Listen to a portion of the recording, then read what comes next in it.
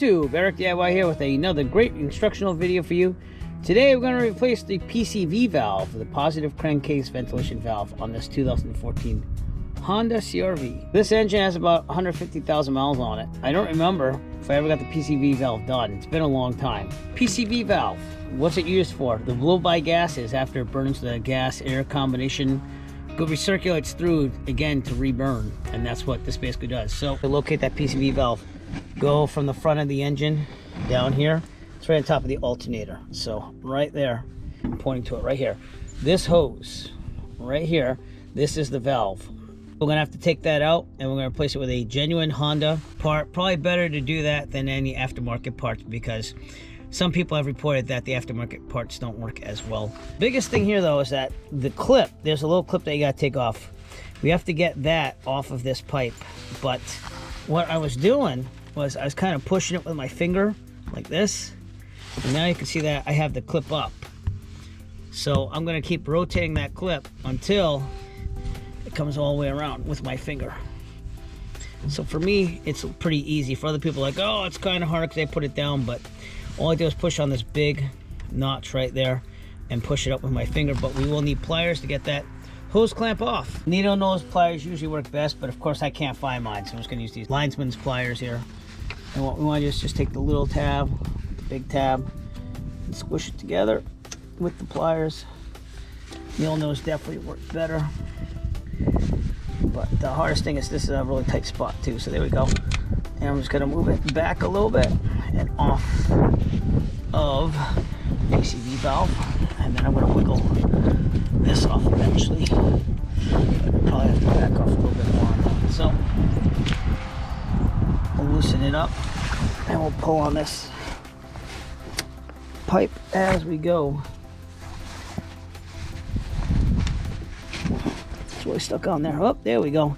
Just a little wiggle and off. I'll leave the clamp there for now.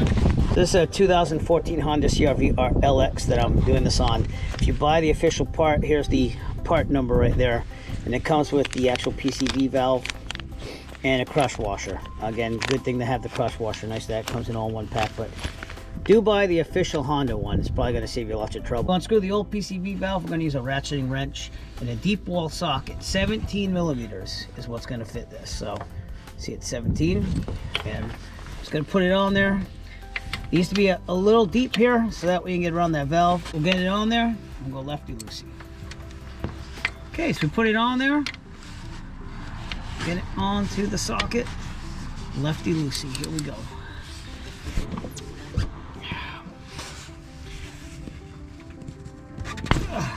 There we go. It's loose. Took a little bit of strength, but now that it's loose, I'm going to get the rest with my hand. Just turn it to the left.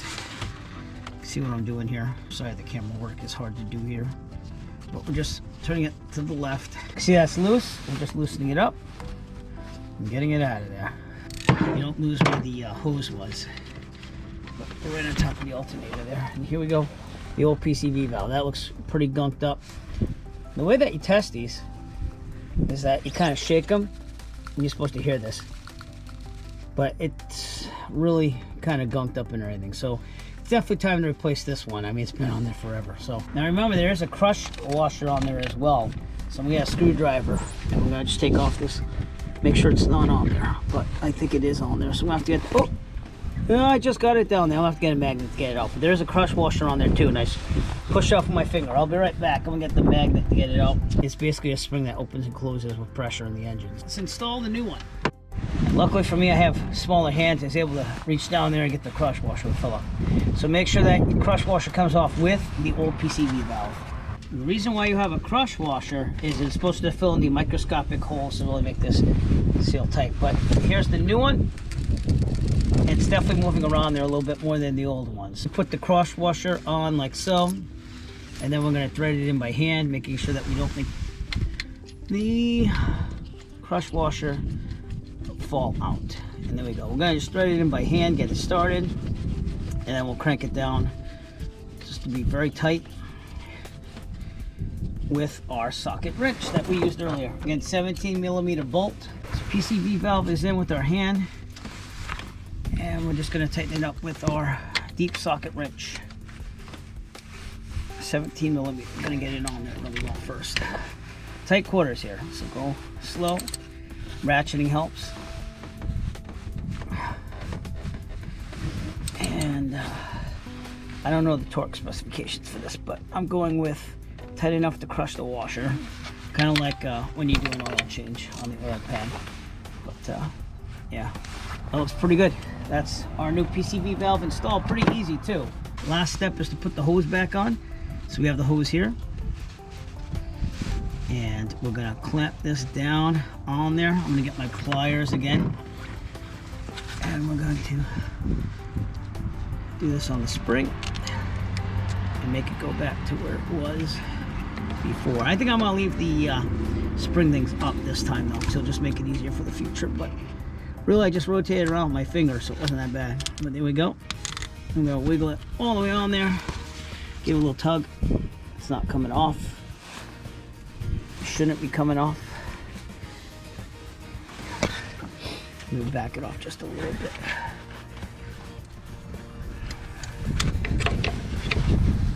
And there we go. The hose is on and it is secured. Give it a little tug. And that's it. That's how you replace your PCV valve in a Honda CR-V. Again, this is a 2014. Again, if yours looks pretty clogged up like this, probably time to change it. If you like this video and you want to see me look at, please give us a thumbs up and push that subscribe button below. While you're down there, also push on the bell notification icon so that way you'll be notified of future Eric DIY video releases. We appreciate all your support. Thank you and have a great day. As always, if you like this video, found it useful, please subscribe. And if you have a product that you would like reviewed, please contact Eric by emailing him at eric5150diy@gmail.com. Have a great day.